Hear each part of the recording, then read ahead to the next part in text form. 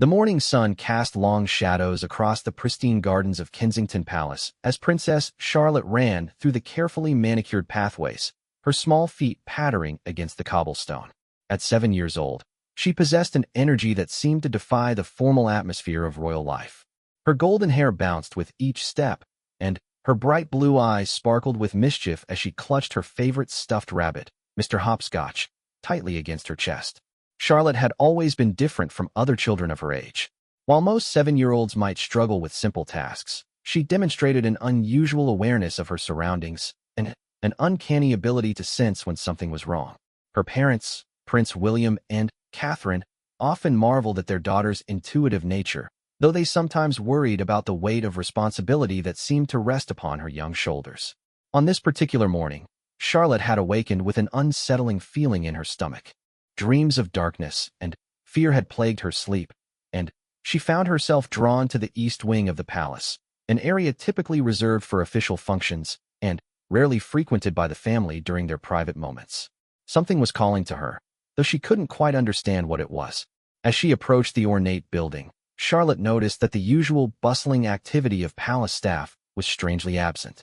The grounds, which were typically alive with gardeners, security personnel, and various workers, seemed eerily quiet. Even the birds appeared to have abandoned their morning songs, creating an atmosphere of unnatural stillness that made the young princess feel increasingly uncomfortable. The East Wing housed several important rooms, including the Queen's private study, a formal dining hall used for state occasions, and a series of guest quarters reserved for visiting dignitaries.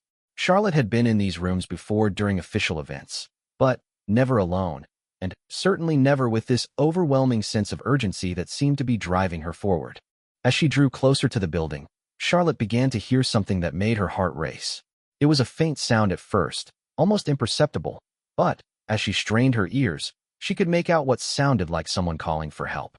The voice was weak and desperate, and it seemed to be coming from somewhere within the East Wing itself. Charlotte's training as a member of the royal family had taught her to always seek help from adults when faced with potentially dangerous situations. Her parents had repeatedly emphasized the importance of never trying to handle emergencies on her own. However, something about this particular situation felt different. The voice calling for help sounded familiar, and Charlotte was overwhelmed by the sense that there wasn't time to find an adult. She approached the main entrance to the East Wing, but found it locked. This was unusual, as the building was typically accessible during daylight hours for staff and family members. Charlotte tried the handle several times, pushing and pulling with all her might, but the heavy wooden door refused to budge. The sense of urgency continued to build within her, and the distant cries for help seemed to be growing weaker. Charlotte decided to circle the building, searching for another way inside. As she made her way around the perimeter, she noticed that all of the ground floor windows appeared to be secured, with their latches fastened from the inside. This was another unusual occurrence, as the windows were typically left slightly ajar during the day to allow fresh air to circulate through the rooms. The young princess was beginning to feel frustrated and frightened. She knew that someone inside the building needed help, but every conventional means of entry seemed to be blocked. As she continued her search, Charlotte found herself standing beneath a second-floor window that belonged to what she remembered as being a guest bedroom. Unlike the other windows she had examined, this one appeared to be slightly open, with just a small gap between the frame and the glass. Looking up at the window, Charlotte realized that it was far too high for her to reach, even if she stood on her tiptoes and stretched as far as possible. However, she remembered seeing a maintenance ladder stored in a nearby garden shed. The shed was kept unlocked during the day for the convenience of the gardening staff, and Charlotte had seen workers retrieving tools from it on numerous occasions. The decision to retrieve the ladder was not one that Charlotte made lightly. She understood that climbing to the second floor of a building was dangerous, especially for someone of her age and size. However, the calls for help continued to echo in her ears, and she felt an overwhelming responsibility to act. In her young mind, the potential consequences of inaction seemed far worse than the risks associated with trying to help. Charlotte ran to the garden shed and found the aluminum ladder exactly where she expected it to be. The ladder was heavier than she had anticipated, and it took considerable effort for her to drag it across the grounds to the East Wing. Several times during this process, she had to stop and rest, her small hands already beginning to show red marks from gripping the metal rungs. When she finally managed to position the ladder beneath the second-floor window, Charlotte took a moment to catch her breath and consider her next move. The ladder extended well beyond the height of the window, which provided some comfort, but she realized that she had never climbed anything quite this tall before. Her experience with ladders was limited to the small step stool that her mother sometimes used to reach high shelves in their private quarters. Before beginning her ascent, Charlotte called out toward the window, hoping that whoever was inside might be able to hear her, and perhaps open the window wider or even come to the window to help coordinate her rescue efforts. However, her calls went unanswered, and the weak cries for help continued to drift down from somewhere within the building. With Mr. Hopscotch tucked securely under one arm, Charlotte began to climb the ladder. Each step required careful concentration, as she had to ensure that her small hands maintained a secure grip on the rungs, while also managing the weight and bulk of her stuffed rabbit. The climb seemed to take forever, and with each step higher, Charlotte became increasingly aware of how far she was from the ground. About halfway up the ladder, Charlotte paused to look back toward the main palace, hoping to spot someone who might be able to help her.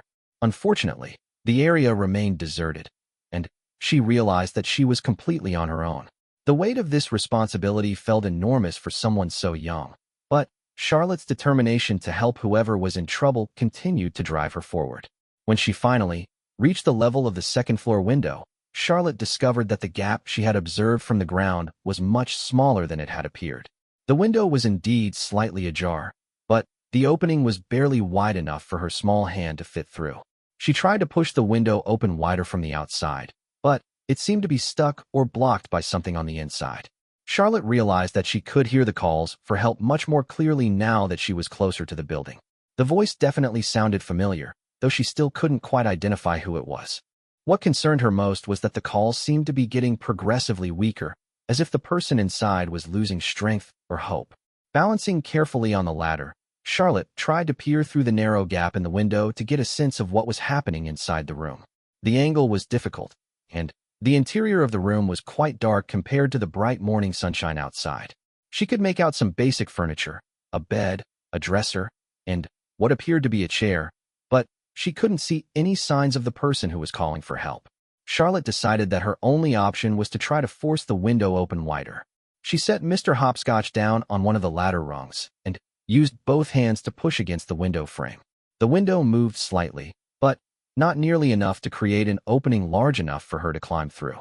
She tried several different approaches, pushing, pulling, and even trying to slide the window sideways, but nothing seemed to work.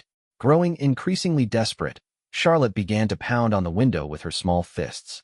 She hoped that the noise might attract the attention of someone else in the building, or perhaps help to dislodge whatever was preventing the window from opening properly. Her knocking started out as gentle taps, but as her frustration and concern grew, the pounding became more forceful and urgent.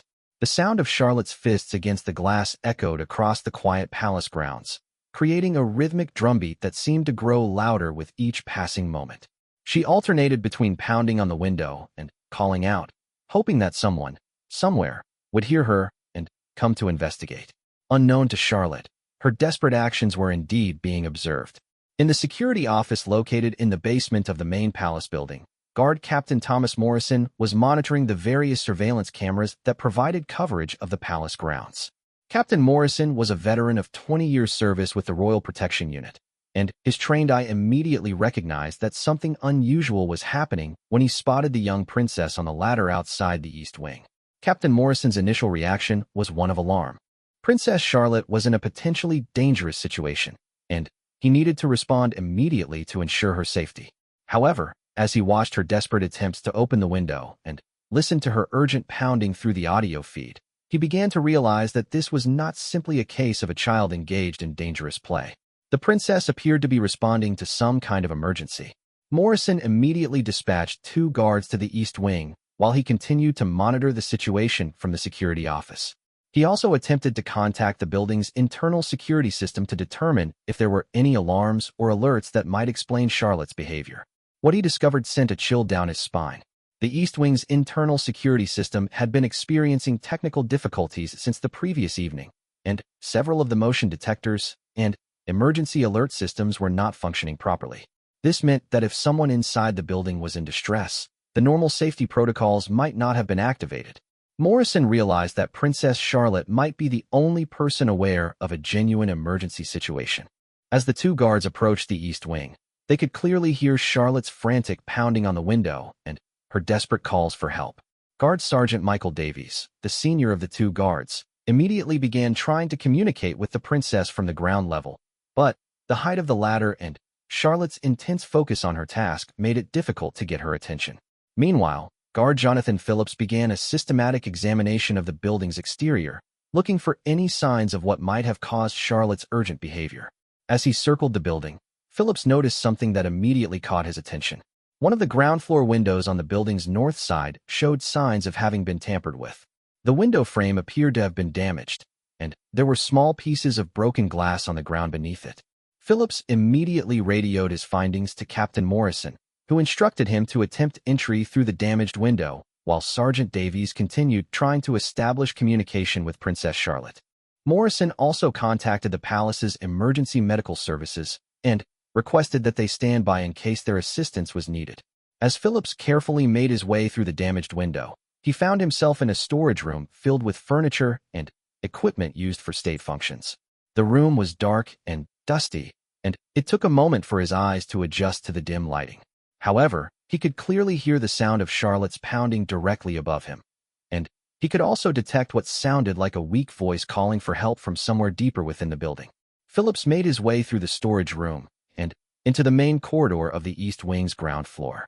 The building's interior was much darker than usual, and he quickly realized that the electrical system appeared to be experiencing problems. Several of the overhead lights were flickering, and some hallway sections were completely dark. As he moved through the building, Phillips began to piece together what had happened. It appeared that someone had broken into the East Wing during the night, possibly causing damage to both the security system and the electrical infrastructure. The intruder might have become trapped inside the building when the damaged systems created a lockdown situation, or there might be a member of the palace staff who had been working in the building when the problems occurred and was now unable to escape. Phillips followed the sound of the weak calls for help, which led him toward the building's main staircase.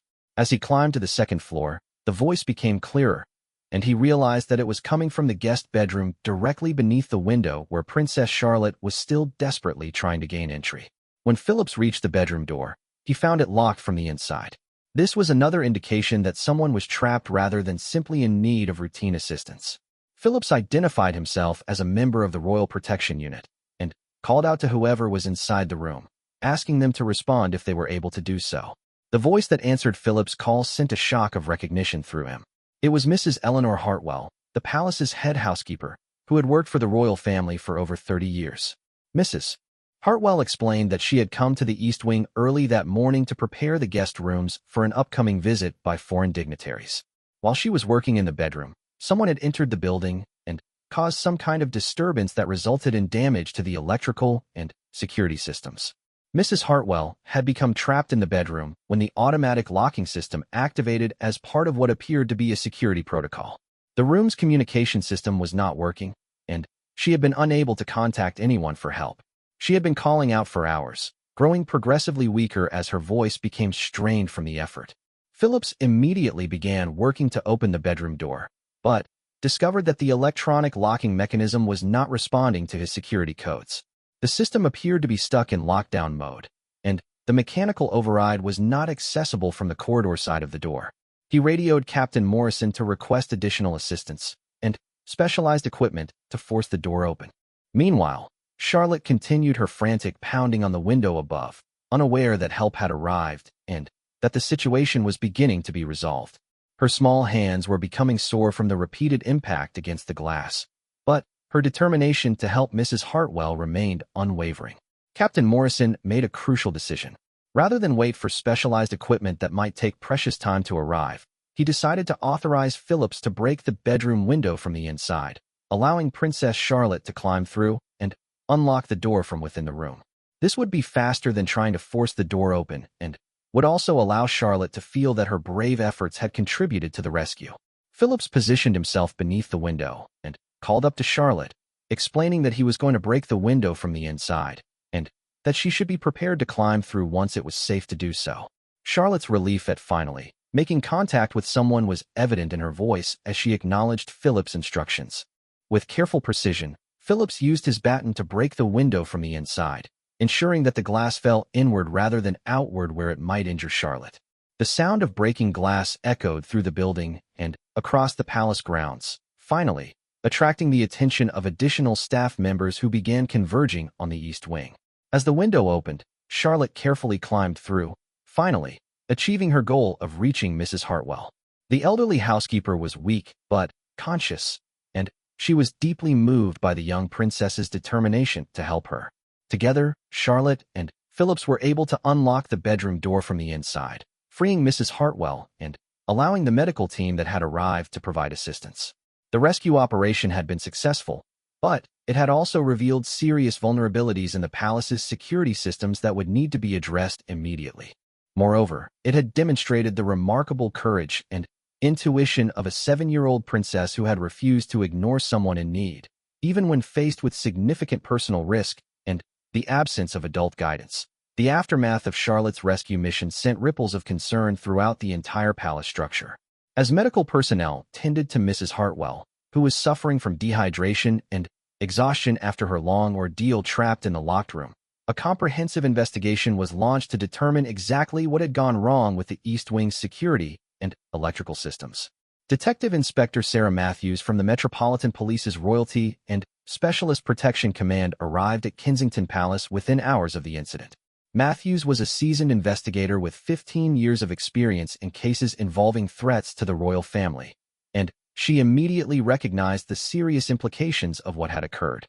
The fact that a palace building's security systems had failed so completely, leaving a staff member trapped and potentially in danger, represented a significant breach that could have far more sinister origins than simple technical malfunction. Charlotte, meanwhile, had been escorted back to the main palace building, where her parents were waiting with a mixture of relief, pride, and concern. Prince William held his daughter close, marveling at her bravery, while also struggling to process how close she had come to serious injury during her rescue attempt. Catherine examined Charlotte's hands, which showed clear signs of the repeated pounding against the window, and gently cleaned the small scrapes and bruises that had resulted from her climb up the ladder. The young princess seemed remarkably composed given the intensity of what she had just experienced. As she recounted the events of the morning to her parents, Charlotte displayed a clarity of memory and attention to detail that impressed even the investigating officers who had begun interviewing witnesses. She described the unusual quietness of the palace grounds, her sense that something was wrong, and her determination to help when she heard Mrs. Hartwell's calls for assistance. Detective Inspector Matthews conducted her interview with Charlotte in the family's private sitting room, with both parents present to ensure the young princess felt comfortable and secure. Matthews had extensive experience interviewing child witnesses, and she was struck by Charlotte's ability to provide precise details about timing, locations, and observations. The 7-year-old's account would prove crucial in helping investigators understand the sequence of events that had led to the crisis. According to Charlotte's testimony, she had awakened around 6:30 that morning with an unexplained feeling of unease. This timing was significant because it corresponded with what investigators later determined was the approximate time when the East Wing's security breach had occurred. Charlotte's intuitive awareness that something was wrong had apparently manifested even before there were any obvious external signs of trouble. The investigation into the security system failure revealed a disturbing picture of coordinated interference. Rather than being a simple technical malfunction, the evidence suggested that someone with knowledge of the palace's systems had deliberately sabotaged multiple components to create the lockdown condition that had trapped Mrs. Hartwell. The damage was sophisticated enough to disable the security protocols while avoiding the more obvious alarms that would have immediately alerted the central monitoring station. Technical analysis of the security logs showed that the interference had begun during the early morning hours, starting with subtle disruptions to the motion detection sensors and gradually escalating to complete system failures. The pattern suggested that whoever was responsible had intimate knowledge of how the palace's security infrastructure operated, indicating that the threat might be coming from someone with authorized access to restricted information. Mrs. Hartwell's account of the morning's events provided additional crucial details. She had arrived at the East Wing at approximately 6 o'clock to begin her preparations for the upcoming diplomatic visit. As head housekeeper, she had keys and security codes for all areas of the building, and Her presence there was entirely routine and expected. However, she recalled hearing unusual sounds coming from other parts of the building almost immediately after her arrival. The elderly housekeeper described hearing what sounded like electronic equipment being manipulated, followed by the gradual failure of various building systems. The lights had begun flickering first, then the heating and ventilation system had stopped functioning, and finally, the electronic door locks had activated without warning. Mrs. Hartwell had attempted to leave the guest bedroom where she was working, only to discover that she was trapped inside. Mrs. Hartwell's ordeal had lasted nearly 4 hours before Charlotte's intervention had led to her rescue. During this time, she had grown progressively weaker due to the stress of the situation and the lack of water and fresh air in the locked room. The medical team that examined her after the rescue determined that she would likely have suffered serious health consequences if her imprisonment had continued much longer. The investigation expanded to include a comprehensive review of all personnel who had access to the East Wing and knowledge of its security systems.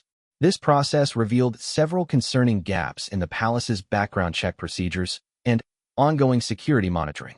Detective Inspector Matthews discovered that at least 3 recent staff additions had not undergone the level of vetting that should have been required for their positions, and 2 current employees had been experiencing financial difficulties that might make them vulnerable to outside pressure or inducements. Prince William took a personal interest in the investigation, working closely with Detective Inspector Matthews to ensure that every possible lead was pursued. As second in line to the throne and a former search and rescue pilot, William understood both the importance of security protocols and the courage that his daughter had displayed in responding to an emergency situation. However, he was also deeply concerned about the implications of the security breach and what it might mean for his family's safety. The forensic analysis of the East Wing revealed additional evidence of the sabotage. Investigators found that several security devices had been deliberately damaged using tools that were consistent with those available to palace maintenance staff. More troubling, they discovered that the sabotage had been carried out with enough sophistication to avoid detection by the routine security sweeps that were conducted each evening. The investigation also revealed that the incident was part of a larger pattern of unusual activities that had been occurring at various royal residences over the previous several months. Similar, though less severe, technical problems had been reported at other locations, but they had been attributed to normal equipment aging and routine maintenance issues. The pattern only became apparent when investigators began examining these incidents in the context of the East Wing breach. As the investigation progressed, Detective Inspector Matthews began to focus on a particular individual who had aroused suspicion during the background review process. James Whitmore was a relatively new member of the Palace Technical Services staff who had been hired 6 months earlier to assist with maintenance and upgrades to the security systems. Whitmore had excellent technical qualifications and had passed his initial background screening, but further investigation revealed some concerning details about his recent activities. Financial records showed that Whitmore had been experiencing significant debt problems prior to his employment at the palace, but his financial situation had improved dramatically in recent weeks without any apparent explanation. Additionally, security footage from several royal residences showed Whitmore in areas where his duties did not require him to be present, often during times when technical problems had later been reported. The investigation took a dramatic turn when investigators discovered encrypted communications on Whitmore's personal devices that suggested he had been providing information about palace security systems to unknown outside parties. The communications used coded language, but technical analysis indicated that detailed information about security protocols, staff schedules, and building layouts had been transmitted to recipients whose identities were protected by sophisticated anonymization techniques. This discovery elevated the incident from a simple security breach to a potential national security threat. The involvement of outside parties suggested that the sabotage of the East Wing systems might have been a test or preparation for a more serious attack on the royal family.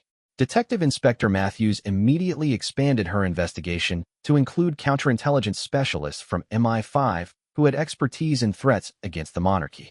The counterintelligence investigation revealed that Whitmore had been recruited several months earlier by a foreign intelligence service that was seeking to establish surveillance capabilities within British royal residences. The sabotage of the East Wing systems had been intended as a test of their ability to manipulate palace security infrastructure without detection. The fact that Mrs. Hartwell had been trapped was an unintended consequence that had exposed the operation before it could progress to more serious phases. Charlotte's role in uncovering the security breach had prevented what could have been a much more dangerous situation. Intelligence analysts determined that the foreign operatives had been planning to use their access to palace systems to gather intelligence about upcoming diplomatic visits, and potentially to create opportunities for more direct threats against members of the royal family. The young princess's intuitive response to danger and her determination to help Mrs. Hartwell had effectively disrupted a sophisticated espionage operation. The arrest of James Whitmore was carried out with maximum discretion to avoid alerting his foreign contacts that their operation had been discovered. Investigators were able to use his communications equipment to identify several other individuals who had been involved in the espionage network, leading to additional arrests and the disruption of similar operations at other high-security locations throughout the United Kingdom. Prince William and Catherine made the decision to inform Charlotte about the broader implications of her actions, feeling that she deserved to understand the full significance of what she had accomplished. They explained, in age-appropriate terms, that her bravery had helped protect not only Mrs. Hartwell, but also the entire royal family and many other people. Charlotte listened carefully to this explanation, but seemed most pleased by the news that Mrs. Hartwell was recovering well and would be returning to work soon. The security review that followed the incident resulted in comprehensive upgrades to the protection systems at all royal residences. New protocols were implemented to prevent the kind of systematic sabotage that had trapped Mrs. Hartwell, and additional safeguards were put in place to ensure that staff members could never again be isolated and unable to call for help. The background check procedures were also strengthened to prevent the recruitment of individuals who might be vulnerable to foreign intelligence services. Mrs. Hartwell returned to her duties after a brief period of recovery, and she developed a special bond with Princess Charlotte that would last for years to come. The elderly housekeeper often spoke about the young princess's courage and determination, and she became one of Charlotte's most devoted supporters within the palace staff. Charlotte, in turn, would frequently visit Mrs. Hartwell during her rounds, often bringing small gifts or simply stopping to chat about their shared experience. The incident also led to changes in how the royal family approached security education for their children. Prince William and Catherine recognized that Charlotte's intuitive awareness and quick thinking had been crucial in resolving the crisis, and they began working with security experts to develop age-appropriate training that would help their children recognize and respond to potential dangers while still allowing them to maintain normal childhood experiences. Detective Inspector Matthews compiled a comprehensive report on the investigation that would serve as a model for future counterintelligence operations. She particularly emphasized the role that Charlotte had played in exposing the espionage network, noting that the young princess's actions had demonstrated the importance of trusting instincts and responding decisively to emergency situations, even when conventional help was not immediately available. The Foreign Intelligence Service responsible for the operation was formally warned through diplomatic channels that their activities had been detected and would not be tolerated. Several of their operatives were expelled from the United Kingdom, and additional surveillance measures were implemented to prevent similar infiltration attempts in the future.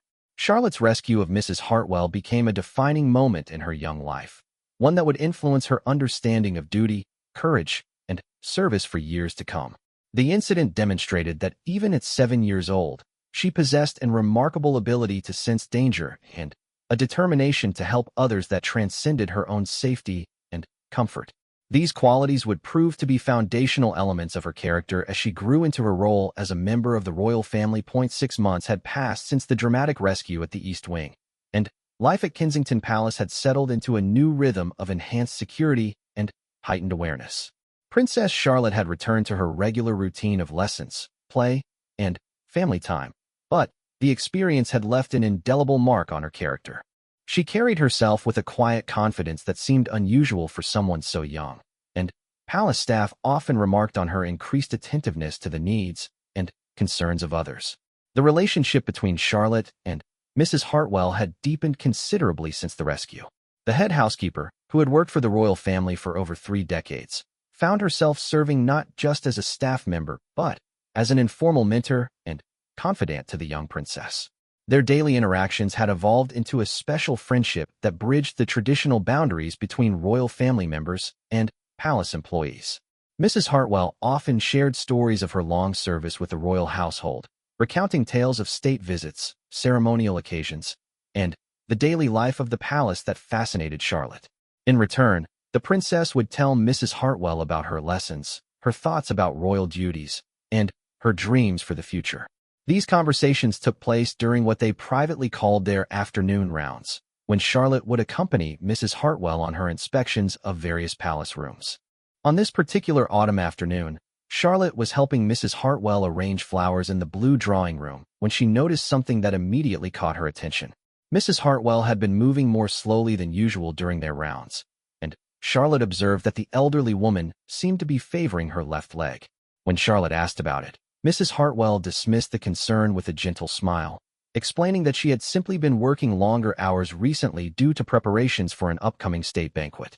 Charlotte accepted this explanation, but her heightened awareness of potential problems developed during the East Wing incident made her continue to observe Mrs. Hartwell carefully throughout the rest of their time together. She noticed several small signs that suggested the housekeeper might be experiencing more discomfort than she was willing to admit. Mrs. Hartwell occasionally paused to rest against furniture. Her breathing seemed slightly labored at times, and she appeared to be having difficulty with tasks that normally presented no challenge. The young princess had learned from her previous experience that adults sometimes minimize their problems to avoid worrying others, and she suspected that Mrs. Hartwell might be doing exactly that. However, Charlotte also understood that she needed to be careful not to overreact to every small concern. The security incident had taught her the importance of trusting her instincts, but it had also shown her the value of gathering information and thinking carefully before taking action. Over the next few days, Charlotte made a point of spending extra time with Mrs. Hartwell, ostensibly to help with various household tasks, but actually to monitor the housekeeper's condition. What she observed confirmed her growing concerns. Mrs. Hartwell's fatigue seemed to be increasing, and she had begun to show signs of confusion about tasks and schedules that she normally managed effortlessly. Charlotte decided to confide her concerns to her mother, Catherine. The princess had developed a much closer relationship with her parents since the rescue incident, and they had encouraged her to share her observations and concerns rather than trying to handle everything on her own. Catherine listened carefully to Charlotte's description of Mrs. Hartwell's recent behavior, and she agreed that the changes warranted attention. Catherine's own observations during her interactions with Mrs. Hartwell confirmed many of Charlotte's concerns. The Duchess of Cambridge had noticed that the head housekeeper seemed less organized than usual and had made several small mistakes in scheduling and communication that were completely out of character. However, Mrs. Hartwell had been working for the royal family for so long and had such an excellent track record that Catherine had initially attributed these changes to stress or overwork. The conversation between Catherine and Charlotte led to a decision to approach Mrs. Hartwell directly about their concerns. They chose to do this during one of the informal afternoon tea sessions that had become a regular part of Charlotte's routine with the housekeeper. Catherine joined them in Mrs. Hartwell's small office, creating a comfortable environment for a sensitive conversation. When they gently raised their concerns about her health, Mrs. Hartwell initially tried to maintain her position that everything was fine. However, Charlotte's earnest questions and Catherine's caring persistence eventually led her to admit that she had been experiencing some troubling symptoms. She had been having episodes of dizziness and confusion, along with increasing fatigue and occasional memory lapses that worried her greatly. Mrs. Hartwell revealed that she had been reluctant to seek medical attention because she was afraid of being forced to retire from her position. At 72 years old, she knew that any serious health problems might be seen as indicators that she was no longer capable of handling the demanding responsibilities of her job. Her work with the royal family had been the central focus of her life for over 3 decades, and the thought of losing that role was more frightening to her than any physical symptoms she might be experiencing. Catherine immediately assured Mrs. Hartwell that seeking medical care would not jeopardize her position and that the royal family's primary concern was for her well-being rather than her work performance. She arranged for Mrs. Hartwell to see Dr. Elizabeth Morrison, the royal family's personal physician, who could provide both excellent medical care and complete discretion regarding any health concerns. Charlotte insisted on accompanying Mrs. Hartwell to the medical appointment, feeling a strong sense of responsibility for the woman who had become so important to her. Dr. Morrison was initially surprised by the young princess's involvement in what was essentially an adult medical situation, but She quickly recognized that Charlotte's observations and concerns had been instrumental in identifying a potentially serious health problem. The medical examination revealed that Mrs. Hartwell was experiencing the early stages of a cardiovascular condition that required immediate attention and ongoing treatment. Dr. Morrison explained that the symptoms Charlotte had observed, fatigue, confusion, breathing difficulties, and memory lapses, were all consistent with reduced blood flow to the brain caused by irregular heart rhythm and mild heart failure. The diagnosis was both relieving and concerning. On one hand, Mrs. Hartwell's condition was treatable with proper medication and lifestyle modifications. On the other hand, Dr. Morrison emphasized that without treatment, the symptoms would have continued to worsen and could have led to serious complications, including stroke or complete heart failure. Charlotte's careful observations and determination to act on her concerns had likely prevented a medical emergency. Treatment began immediately with medications to regulate Mrs. Hartwell's heart rhythm and improve her cardiovascular function. Dr. Morrison also recommended modifications to her work schedule and duties to reduce stress and physical demands while still allowing her to maintain her important role within the palace household. These changes would need to be implemented gradually and with careful monitoring to ensure they were effective. Charlotte took a keen interest in understanding Mrs. Hartwell's medical condition and treatment plan. She asked Dr. Morrison numerous questions about heart health, the effects of aging on the cardiovascular system, and the importance of recognizing early warning signs of medical problems. The young princess's curiosity and concern impressed the physician, who took time to explain these concepts in terms that Charlotte could understand. The incident highlighted once again Charlotte's remarkable ability to notice details and changes that others might overlook. Her close attention to Mrs. Hartwell's behavior and her willingness to act on her concerns had potentially saved the housekeeper from serious health consequences. Prince William noted that his daughter seemed to possess an unusual combination of observational skills, empathy, and determination that made her particularly effective in emergency situations. Mrs. Hartwell's recovery progressed steadily under Dr. Morrison's care and with the support of the royal family. The medications quickly began to address her symptoms, and the modifications to her work responsibilities allowed her to maintain her dignity and sense of purpose while protecting her health. She was deeply grateful to Charlotte for recognizing the problem and taking action to ensure she received the help she needed.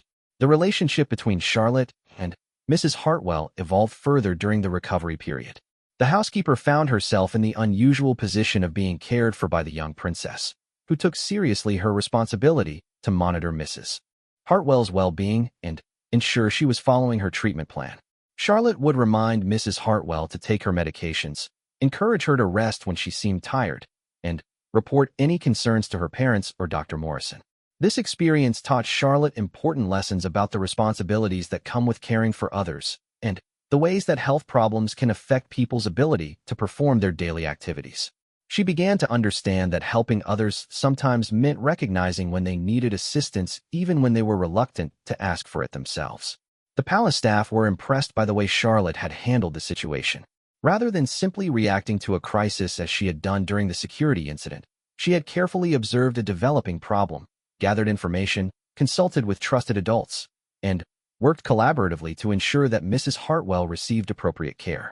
This demonstrated a level of maturity and thoughtfulness that was remarkable in someone so young. Prince William and Catherine used Mrs. Hartwell's health situation as an opportunity to discuss with Charlotte the broader issues of aging, healthcare, and the responsibilities of leadership. They explained how members of the royal family often found themselves in positions where they needed to look out for the welfare of others, whether they were family members, staff, or members of the public. Charlotte's natural inclination to notice and respond to other people's needs was exactly the kind of quality that would serve her well in her future royal duties. The success in helping Mrs. Hartwell also reinforced Charlotte's growing confidence in her ability to handle difficult situations.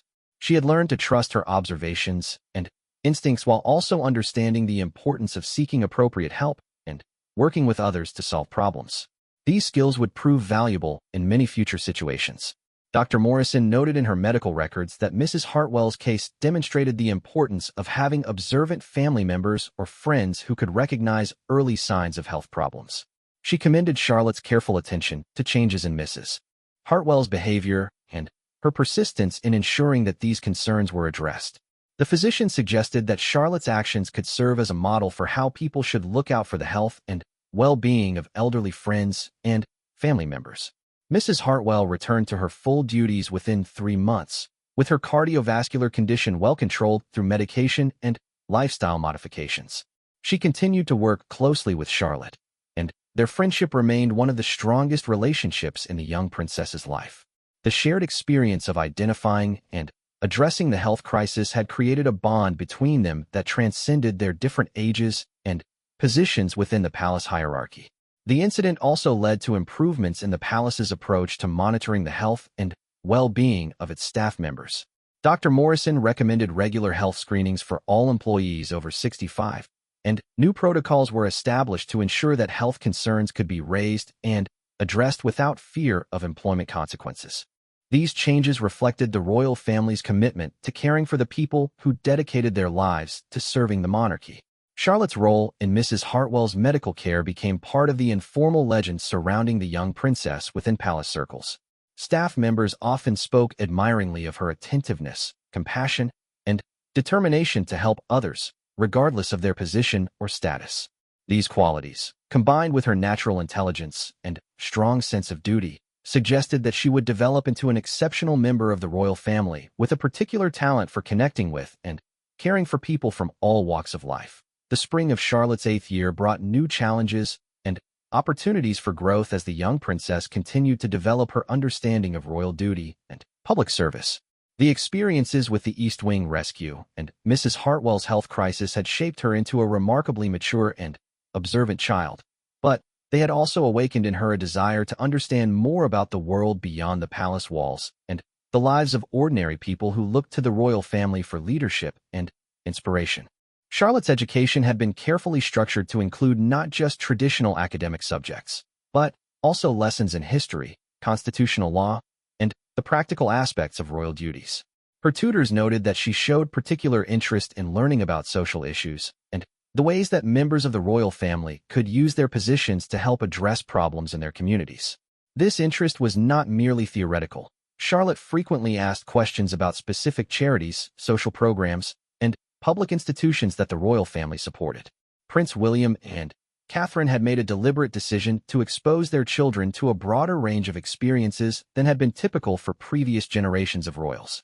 They wanted Charlotte to understand that her privileged position came with responsibilities to serve others and to use her advantages to make positive contributions to society.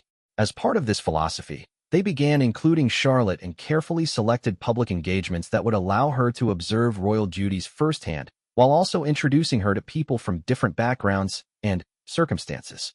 One such engagement occurred when Charlotte accompanied her mother to visit a children's hospital in London. The visit was intended to be a routine royal appearance to show support for the hospital staff and to boost morale among patients and their families. However, for Charlotte, it became a profound learning experience that would influence her understanding of suffering, resilience, and the power of hope. The hospital visit began with a tour of the facilities led by Dr. Sarah Chun, the hospital's chief pediatrician. Dr. Chun had been working with sick children for over 20 years, and she was skilled at explaining medical conditions and treatments in ways that both children and adults could understand. She was initially concerned about how an 8-year-old princess might react to seeing seriously ill children, but Charlotte's questions and responses quickly demonstrated that she possessed unusual emotional maturity and genuine curiosity about medical care. As they moved through the various wards, Charlotte observed everything with the same careful attention that had served her so well in previous situations. She noticed not just the obvious aspects of the hospital environment, the medical equipment, the busy staff, the institutional atmosphere, but also the subtler details that revealed the human side of the experience. She saw the way parents maintained hopeful expressions while clearly struggling with worry and exhaustion. She observed how the medical staff balanced professional competence with personal compassion. Most importantly, she watched the children themselves and marveled at their ability to find moments of joy and laughter despite their serious circumstances. In the oncology ward, Charlotte met a 10-year-old boy named Marcus Thompson who was receiving treatment for leukemia. Marcus had been in the hospital for several weeks, and while his treatment was progressing well, he had been struggling with the isolation and boredom that came with extended hospitalization. When Charlotte introduced herself and began asking Marcus about his interests and experiences, she discovered that they shared a love of puzzles, adventure stories, and strategy games. What struck Charlotte most about Marcus was his extraordinary optimism despite facing such a serious illness. He spoke enthusiastically about his plans for when he finished his treatment, his excitement about returning to school and seeing his friends, and his appreciation for the care he was receiving from the hospital staff. Marcus seemed genuinely happy to have someone his own age to talk with, and he eagerly showed Charlotte some of the projects he had been working on during his stay, including drawings of his favorite fictional characters and a detailed plan for a treehouse he wanted to build in his backyard. The conversation with Marcus lasted much longer than had been planned for the royal visit, but Charlotte seemed completely absorbed in learning about his experiences and sharing her own thoughts about books, games, and future adventures. Catherine observed this interaction with growing amazement at her daughter's natural ability to connect with someone facing such different circumstances. Marcus's parents were deeply moved by Charlotte's genuine interest in their son and her obvious comfort in discussing his illness without awkwardness or pity. Dr. Chen later explained to Charlotte that Marcus's positive attitude was not unusual among the children in her care. She described how children often adapted to serious illness with remarkable resilience, finding ways to maintain hope and joy even in the most challenging circumstances. This conversation sparked Charlotte's curiosity about the psychological aspects of illness and recovery, leading to questions about how medical professionals supported not just the physical healing of their patients, but also their emotional and mental well-being. The hospital visit continued with stops at several other wards, where Charlotte met children dealing with various conditions ranging from relatively minor injuries to complex chronic diseases. Each encounter reinforced her growing understanding that serious problems could affect anyone, regardless of age, background, or circumstances, and that the response to these challenges often revealed remarkable strength and courage in ordinary people. One particularly meaningful meeting occurred in the rehabilitation unit, where Charlotte met Emma Rodriguez, a 12-year-old girl who was recovering from a spinal injury sustained in a car accident. Emma had been working with physical therapists for several months to regain mobility and independence, and her determination and progress had made her something of an inspiration to other patients and staff members.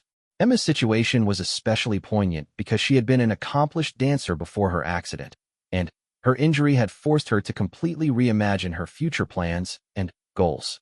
However, rather than focusing on what she had lost, Emma had channeled her energy into mastering new skills and finding different ways to express her creativity and athleticism. She had become interested in wheelchair racing and was already competing in local events with considerable success. Charlotte was fascinated by Emma's story and spent considerable time asking questions about the rehabilitation process, the challenges of adapting to life with a disability, and the support systems that had helped Emma maintain her positive outlook. Emma, in turn, was impressed by Charlotte's thoughtful questions and her apparent understanding that disability did not diminish a person's value or potential for achievement. The conversation with Emma led Charlotte to ask Dr.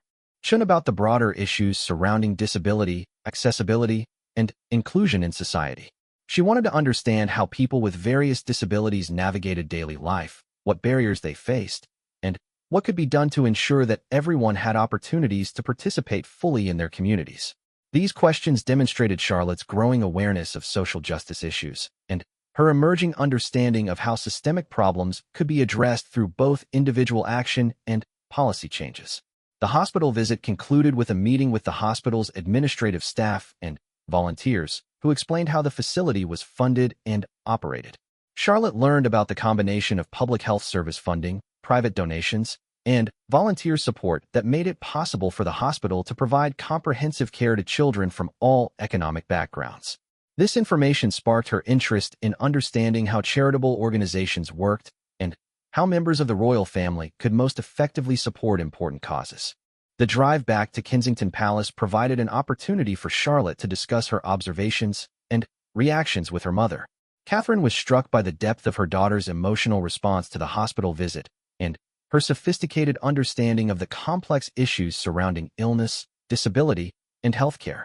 Charlotte's questions revealed that she had absorbed not just the immediate experiences of meeting individual children, but also the broader implications of what she had observed. Charlotte expressed particular interest in finding ways to maintain contact with some of the children she had met, especially Marcus and Emma. She wanted to understand whether it would be appropriate for her to send letters or small gifts, and she asked about the possibility of visiting them again as they continued their recovery and treatment. This desire to maintain personal connections rather than treating the visit as a one-time obligation demonstrated Charlotte's growing understanding of the difference between ceremonial royal duties and meaningful service. In the weeks following the hospital visit, Charlotte began incorporating what she had learned into her daily life and thinking. She started asking her tutors to include lessons about healthcare systems, medical research, and disability rights in her curriculum. She also began paying closer attention to news reports about health-related issues and social programs, trying to understand how the problems she had observed at the hospital fit into larger patterns of social needs and government responses. Charlotte's experience at the Children's Hospital also influenced her relationship with Mrs. Hartwell and other palace staff members. She began asking more detailed questions about their health, their families, and any challenges they might be facing outside of work. This increased attentiveness was not intrusive or inappropriate, but rather reflected her growing awareness that everyone, regardless of their position or circumstances, might benefit from having someone who cared about their well-being. The young princess also began making connections between her hospital visit and her previous experiences with the East Wing rescue and Mrs. Hartwell's health crisis. She started to see a pattern in these situations. Problems that initially appeared to affect only one person actually had broader implications for entire communities of people who cared about or depended on that individual.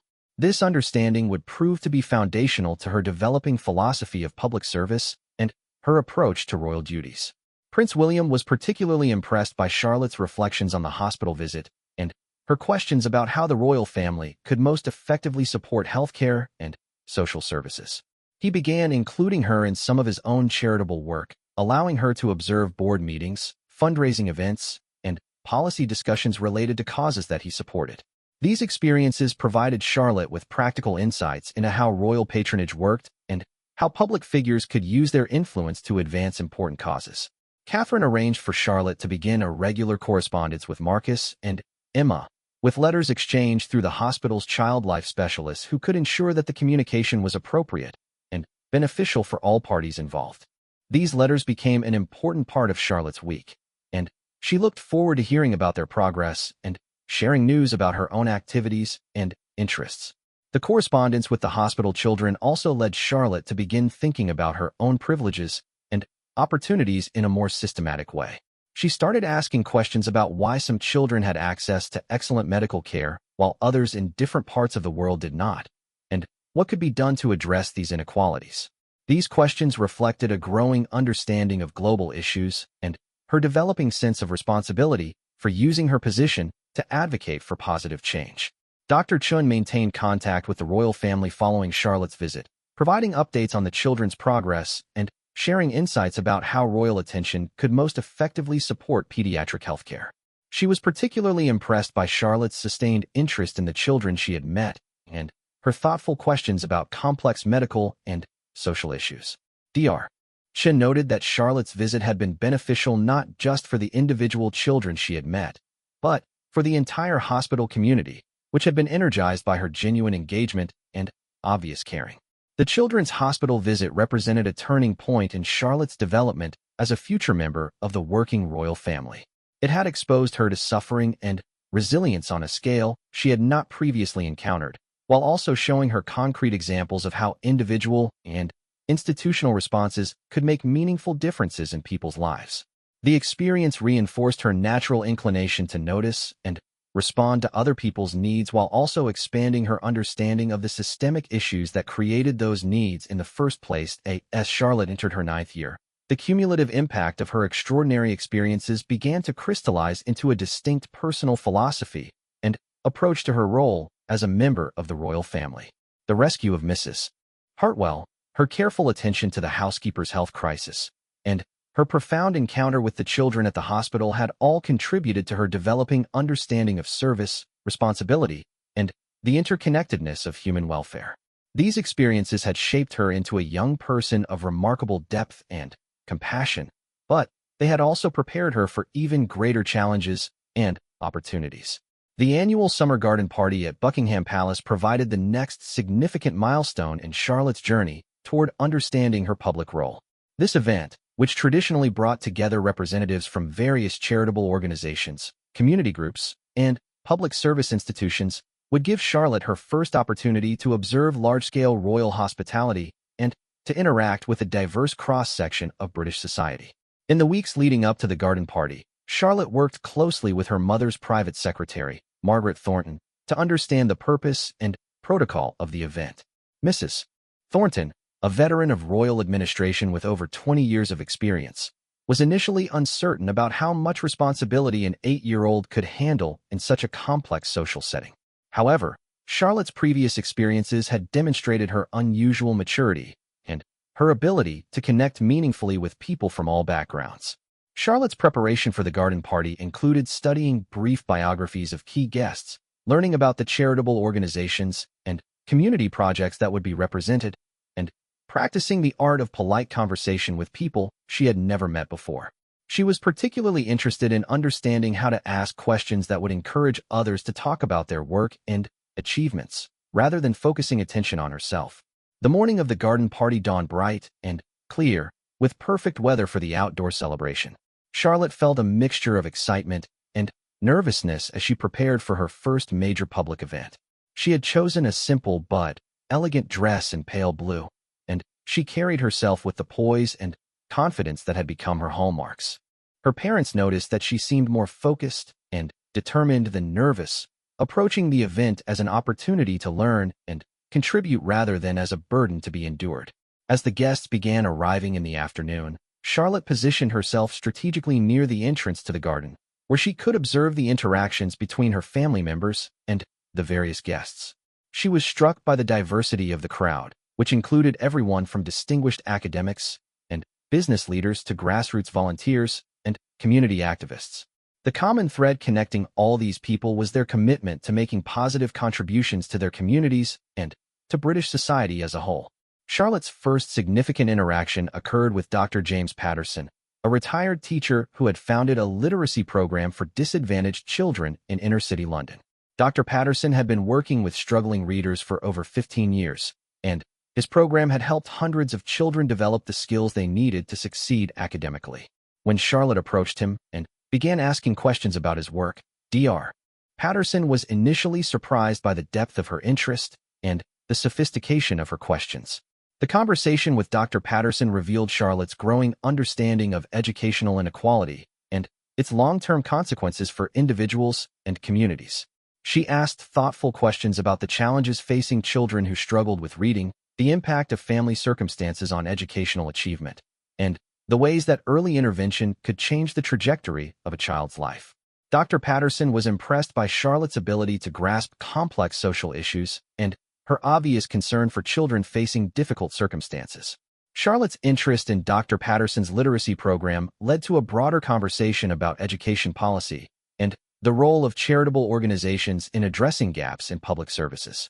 She learned about the challenges of securing funding for community programs, the importance of volunteer recruitment and training, and the difficulties of measuring and demonstrating the long-term impact of educational interventions.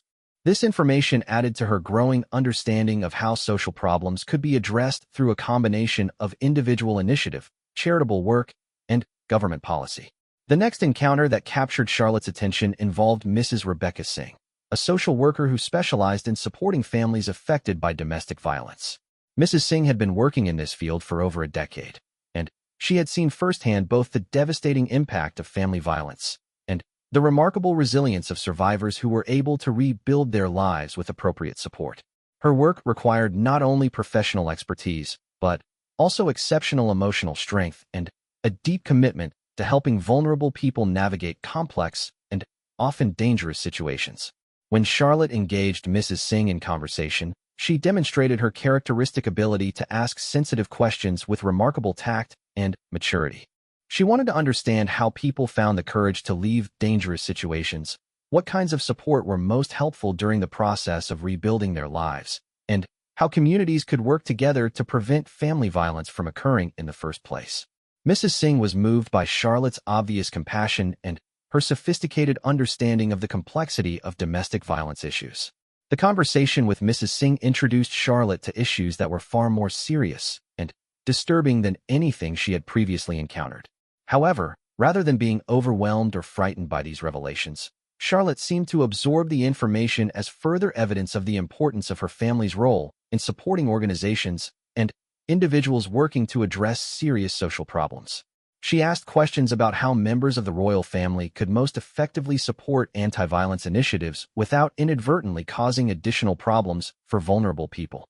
Charlotte's interactions continued throughout the afternoon. As she moved through the garden meeting representatives from organizations focused on everything from environmental conservation to mental health support to programs for elderly people. Each conversation added to her understanding of the complex web of challenges facing British society and the diverse approaches being used to address these problems. She was particularly struck by the dedication and passion of the people she met, who had often made significant personal sacrifices to pursue their commitment to helping others. One particularly memorable encounter involved Captain David Morrison, a veteran of the Afghanistan conflict who had founded a program to support other military veterans struggling with post-traumatic stress and the challenges of returning to civilian life. Captain Morrison's own experience with combat trauma had given him unique insights into the psychological impact of military service and the kinds of support that could be most effective in helping veterans rebuild their lives. Charlotte's conversation with Captain Morrison revealed her growing awareness of the human cost of military service and the responsibilities that society bore toward people who had risked their lives in service to their country. She asked questions about the transition from military to civilian life, the importance of peer support among veterans, and the ways that families and communities could better understand and support veterans dealing with trauma. Captain Morrison was impressed by Charlotte's respect for military service and her understanding that supporting veterans was both a moral obligation and a practical necessity. As the afternoon progressed, Charlotte began to notice patterns and connections among the various organizations and causes represented at the garden party. She observed that many of the social problems being addressed were interconnected, with issues like poverty, poor education, family breakdown, and mental health challenges often occurring together and reinforcing each other. She also noticed that many of the most effective programs seemed to involve collaboration among different organizations and sectors, rather than isolated efforts by individual groups. These observations led Charlotte to begin thinking about how the royal family could most effectively use its influence and resources to support social change. She started asking questions about coordination among charitable organizations, the role of government in addressing social problems, and the ways that public attention and royal patronage could be used to amplify the impact of existing programs rather than creating competing initiatives. Prince William had been observing Charlotte's interactions throughout the afternoon, and he was struck by her natural ability to engage with people from all backgrounds and her genuine interest in understanding their work and challenges. He noted that she seemed to possess an intuitive understanding of how to make others feel valued and heard, a quality that would be essential in her future royal duties. Her questions were always thoughtful and showed real engagement with the issues being discussed. The garden party also provided Charlotte with her first experience of media attention at a public event. Photographers and journalists were present to document the occasion, and several of them captured images of Charlotte's conversations with various guests. However, Charlotte seemed largely unaware of this attention, remaining focused on her interactions with the people she was meeting rather than being distracted by the presence of cameras and reporters. Later that evening, as the family debriefed about the garden party, Charlotte shared her observations and reflections with remarkable insight and maturity. She spoke about the common themes she had noticed among different charitable organizations, the passion and dedication of the people she had met, and her growing understanding of how complex social problems required sustained effort and collaboration to address effectively. Her parents were amazed by the depth of her analysis and her ability to synthesize information from multiple conversations into coherent insights about social policy and royal responsibility. Charlotte also expressed particular interest in maintaining contact with several of the people she had met, especially Dr. Patterson, Mrs. Singh, and Captain Morrison. She wanted to learn more about their work and to understand how she might be able to support their efforts as she grew older and took on more royal responsibilities. This desire for ongoing engagement rather than superficial contact demonstrated her understanding that meaningful service required sustained commitment rather than occasional appearances. The success of Charlotte's participation in the garden party led to discussions about expanding her involvement in royal duties and charitable work.